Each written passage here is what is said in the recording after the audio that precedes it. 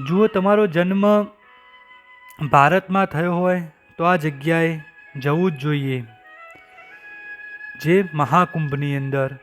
તો 2013ની અંદર જે કુંભ થયો હતો તેની અંદર 12 કરોડ લોકો આવ્યા હતા અને તે એટલું બધું જોરદાર દ્રશ્ય હતું કે અંતરિક્ષમાંથી પણ અદ્રશ્ય જબરજસ્ત અદ્ભુત દેખાતું હતું.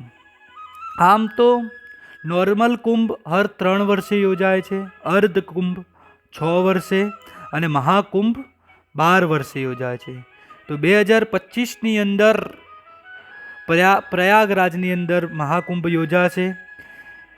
એ મહાકુંભની અંદર એવું માનવામાં આવે છે કે ત્યાં સાક્ષાત દેવો પણ દર્શને આવે છે.